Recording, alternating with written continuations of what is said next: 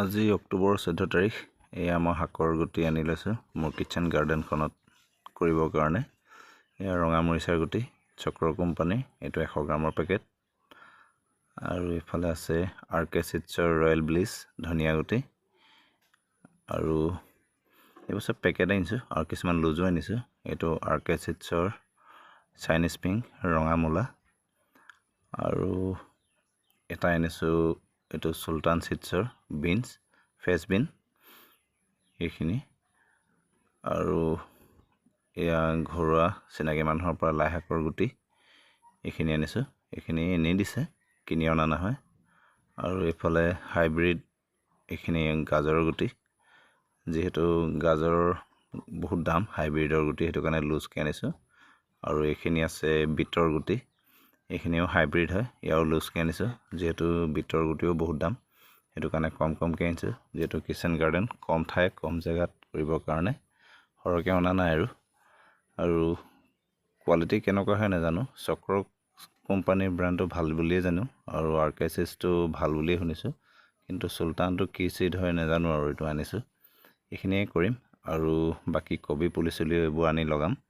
আজি অক্টোবৰ 14 তাৰিখে এইখিনি গুটি ছটিয়াই দিম। ছটিয়াই দিয়াৰ পিছত কেনেকৈ কি গজালি মেলে পিছত দেখাম। আৰু চব মই কোনো ৰাসায়নিক সাৰ ইউজ নকৰোঁ, জৈৱিকভাৱে কৰিম। মুৰ্গী গোবৰ, গৰু গোবৰ, ফুটছাই, আৰু পিছত পাৰিলে খলি হৈ পানী গুলি এনেকৈ সাৰ দিম। আৰু ঘৰত খাবৰ কাৰণে কৰিম, ৰাসায়নিক নকৰোঁ। আৰু নিম তেল যোনটো, সেইটো কীটনাশক হিচাপে ইউজ কৰিম।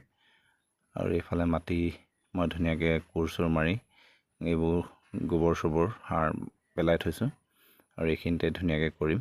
আৰু কম ঠাই হয় কিচেন গাৰ্ডেন, নিজৰ ঘৰত খাবৰ কাৰণে কমকৈ কৰিম। আৰু বতৰটো বেয়া আছিলে কাৰণে ইমান দিন ৰখি আছিলোঁ, বৰষুণ এতিয়া যিহেতু বতৰ ভাল কাৰণে এতিয়া লাহেকৈ কৰিম। আৰু এইখিনি লাই শাক আগতীয়াকৈ ছটিয়াই দিছিলোঁ, বৰষুণত ইমান ভাল নহ'ল। ইয়াৰে কিছুমান পুলি ৰুব লাগিব, আৰু খুব বৰষুণ হোৱাৰ কাৰণে ভাল নহ'ল। এইফালে কেইজোপামান ক'লা কচু গছ ৰুই থৈছোঁ, আৰু এইফালে অমিতা পুলি, জলকীয়া পুলি 2-এটা ৰোৱা আছে। আৰু এইটো তিতাকেৰেলা পুলি এটা, এইটো ঘৰতে গজিছিলে বেলেগ জেগাত, এইটো গুটি কিনি অনা নহয়, তাৰে ইয়াতে লগাই দিছোঁ ধুনীয়াকৈ, ইও বাঢ়ি আহিছে। আৰু এইবাৰ এনেকৈ কৰিম কিচেন গাৰ্ডেন, আৰু চব জৈৱিকভাৱে কৰিম ঘৰত খাবৰ কাৰণে, যিহেতু বজাৰৰ ৰাসায়নিক শাক পাত খাই একো লাভ নাই। আৰু এয়া সৰু যোনটো মটৰৰ নিচিনা ৰহি হয়, এয়া চাঙত দি থৈছোঁ, এয়া 2-3 জোপামান লগাই থৈছোঁ 2-3 জেগাত।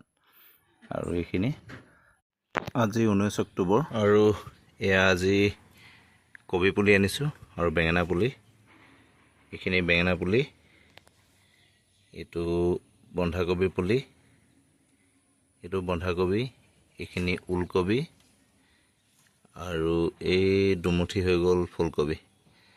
ইয়াৰে মই চবৰে এমুঠি লগাম, বাকী এমুঠি বেলেগৰ কাৰণে আনিছোঁ কবি পুলি। তাৰ বজাৰৰ পৰা আনিছোঁ, জাতটো কেনেকুৱা হয় নাজানো, ভাল জাত বুলিয়ে দিছে। আৰু এটা মুঠি 40 টকাকৈ লৈছে, প্ৰায় 30টামান পুলি আছে বুলি কৈছে। ইয়াকে লগাম আজি মোৰ এই কিচেন গাৰ্ডেনখনত। আৰু বাকী শাক পাচলি গুটি ছটিয়াই দিছিলোঁ, সেইখিনিও গজালি এতিয়া ধুনীয়াকৈ মেলিছে, সেইবোৰো মই নেক্সট ভিডিঅ' এটাত সম্পূৰ্ণভাৱে দেখুৱাম।